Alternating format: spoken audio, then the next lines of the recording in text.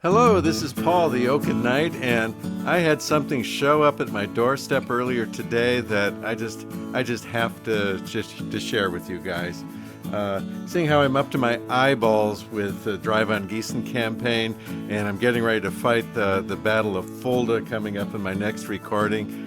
What do you know? This shows up, and I just have to show it to you. I usually don't do a lot of unboxing videos, but I am going to make an exception for the Fulda Gap, the Battle for the Center from Compass Games, from Adam Starkweather, the designer. Okay, let's see what we got here. Looking at the back of the box, we see all kind of happy units, and generally, my understanding, this is a company level game. Similar to the Grand Tactical System from MMP, and also, I believe, designed by the same Adam Starkweather. What we have here is the attack down the Fulda Gap against the 11th Armored Cav, which we know very well because we've seen the Americans fighting for their lives on Drive on Gießen, and that's pretty much the 11th Cavalry doing the job. What we have here is a company level version of the same thing with this large, beauteous map showing the entire battle space. What can I say? Now, when I look at the complexity, okay, it says medium to high. I would expect this to be a higher complexity game, but thankfully not at the highest level. Time scale, blah, blah, blah. Unit company scale, that's what I expect to see. Now, this is one of the reasons why I'm going to buy a game like this, because I am generally speaking a solitaire player, and I always look for this. You know, one of the things that you will generally never see me buy into is a block game where you have wooden blocks with, you know, that are up, and you on the other side only sees the color of the block. They don't see anything there. You don't see anything what the other guy's got. That's great fun with two-player, but it just doesn't make it for solitaire. And so you will not see me getting into those kind of games, but this I can get into. Large playing time, okay, that's my meat and potatoes. I'm fine with that. But this is what we got on the back of the box. It looks good so far. Let's see what's in the box. And here we go. We see we got 3 happy dice. I'm sure that's what you need. Bada bada bada bing. That's a good thing. We got the usual company blurb. I'm usually happy to see this. Gives me an idea what the company is doing. If there's any information above and beyond what's on the company website, I always look through these things. Rollbook. Okay. Seems to be standard quality for Compass Games, which is generally above average. Decent paper stock. No issues with that, not really. And we see, where is the page count? Where's the page count? Where is the page count?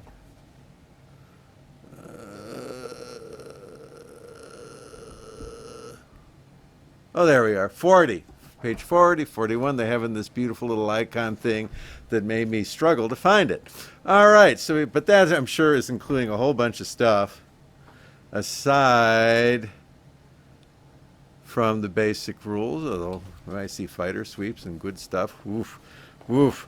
I'm liking this already. All right. Sequence of play, or excuse me, a table of contents. How do you activate units? Okay, automatic in that. Active movement actions, line of sight, of course. Fire actions, oorah. Assault actions, oorah, oorah. Rally, engineering, support. Okay, all the stuff you'd expect to find. Let's see if anything jumps out. Page through. Okay, here's your basic unit. It's got a new trend in games, is, especially with compasses, use stripes and the colors thereof to specify the formations. I had some issues with that with Bar Lev. Some of the colors were so close together, and they used a double striping motif where they had stripes on stripes, which made it even harder to figure out what color things were, even though I'm not colorblind, and my best buddy is colorblind, and I'm sure he would have been driven out of his mind trying to read those counters. This looks okay. Kind of a limey green. Okay, I can live with that. Let's see. Small arms, high explosive. Okay, all the usual kind of things to shoot things up. Ooh, here we go. Support weapons, fortifications. Again, this is just, you're discovering this game just as I am. Barrages. Yes, we saw some chemical attacks in the Gießen campaign that did a good job. I assume they will do a good job here too, especially against marginally trained territorials. Let's see what active units can do. So there's a unit activation mechanic in play. That's a good thing. I like that. Of course, the terrain types. All right, we can go through this. I think maybe this is not adding too much value to page for the rule book. Suffice it to say, I see 40 pages in the book. I see basically rules going out pretty much the whole way. From here's politics. Hoorah, that's good. Air power, I like that even better. All right, then we have a scenario book. In a game this size, I think scenarios are a good thing. And just like in Bar-Lev, they are using kind of this pictorial way of showing you where things are, which is kind of good. I think the counter count in this game is about half of what Bar-Lev. And again, one of my issues with that one is it had like 2,000 counters, and it probably would have been a better game had it had 1,000 counters. And this looks good. Okay. And we have happy charts and tables, of course. Doing, let's see, firing at a hex, combat results. Okay, that's all good. This kind of looks like a simpler version of the MMP Grand Tactical system. They're not getting down to ammo type down to a fine degree, but small arms, high HE, and our AP. I think that covers most of the bases on a high level. Air display, I like that. Air power has to be represented in a game like this, including, let's see, the Guards Motor Rifle Division. Oh yeah, we like those guys. 79th Guards tank. If you guys haven't figured out, I've been doing World War III games for quite a number of years and do enjoy it. Let's see, what do we got here? Light barrages. Just all kinds. This seems to be a utility counter sort of sheet. Chobham armor depleted. Oh, I don't like the sounds of that, but it's nice to be noticed. Anti-tank mines. Okay, coolness. Oh, by the way, the counters do seem to be, they seem to be very nice. They seem to be something that you're not going to have a lot of trouble punching out. They're not individually sprued, but they are nice 5/8 of an inch counters. And with all our aging eyes these days, 5 inches of a 5/8 of an inch counter is a very good thing. Way better than half an inch, and noticeably better than the 9/16 inch counters. All right. Oh my Lord, non-persistent chemical. We just had some of that in Drive on Gießen. All right. So they have all that goodness here. And more of the same. And more. Fulda Gap. Coolness. We even have little Fulda Gap horsey counters. I like that.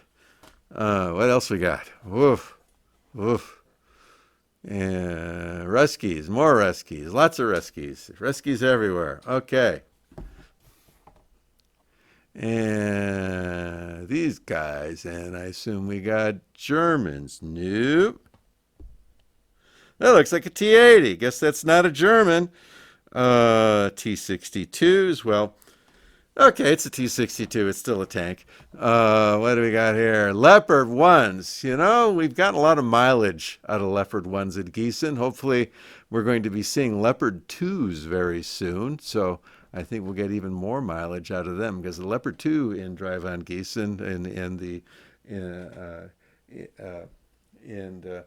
World on War 85 system is even better than an M1. I'd rather have a Leopard 2 than a base M1 any day. Let's see. T-80s. Coolness. Okay. Oh, and here are the poor, unfortunate Unfortunate. 11th Cavalry, maybe? Nope. It looks Leader 4/8. Something else. 4/8. Well, 8th Cavalry. Okay. But I'm seeing M60s. Oh, that's not happy. That's not happy at all. We've got, oh, M113s. Oh, the pain, the brutality. Leopard 2s. Oh, yeah, that's the good stuff. Oh, yeah. Bundeswehr. Leopard 2. Good. Okay. What else we got? Oh, oh, oh. Here we go. M1.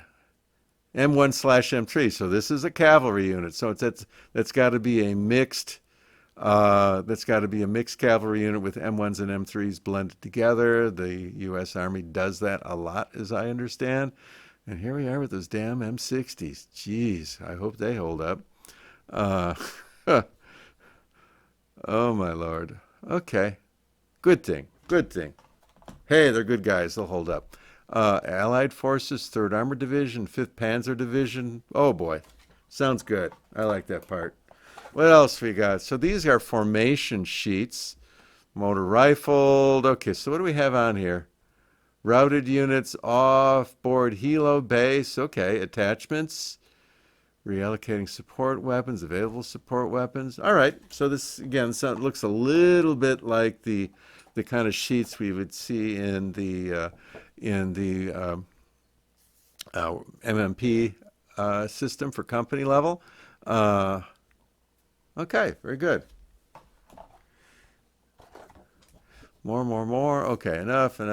Charts and tables, more of that, blah, blah, blah. Let's look at the map. All right. Well, this is one little section, and by golly, it looks very nice. The Fulda Gap Southwest map. And these are full-size maps. These are nice, chunky, happy, I think, like, I don't know, 32 by 24 kind of maps. Yeah, so these are big maps. There's Fulda upside down, but there's Fulda. This is really the detailed terrain of the entire area. Now Lock and Load did come out with a separate map for Fulda. If you wanted the whole thing on one canvas sort of map, that was available. I don't believe it's available anymore, but the maps you get in the expansion, which includes Drive on Gießen, but there's also a Fulda battle space, and you will get the same map. It's just that it's going to come in pieces, and you put your happy plexiglass on top, and you will have what you need. All right, Fulda Gap. Here's another one. Map 2, Map 3. I think there's 4 of these. So this is a big, chunky. Fulda Gap area map to do all of your company level carnage on. Yeah. Well, it looks good from an unboxing point of view. I don't see any issues with the quality of the components, the map, the kind of ideas that it contains. I'm going to very much look forward to getting into this one. But as you know, I am kind of doing the Drive on Gießen. I am going to continue that for a while. I'm probably not going to drive that into the ground after I have a good dozen or so videos out there on it. Maybe that will be enough. We'll see. But I do want to, I really would like to get into something with this because it really segues over very nicely from what I've been doing. So anyway, this came in the mail today. I just wanted to show it to you. I'm breaking my own rules by doing an unboxing, but hey, I think it makes sense. So this is Paul, the Oaken Knight, and I'll be coming back to you with the Battle of Fulda in Drive on Gießen. But until then, I hope you enjoyed this one. Have a pleasant evening, and if you haven't done so already and you enjoyed this video, please subscribe. Thanks, guys. I appreciate it very much. Take care. Bye-bye.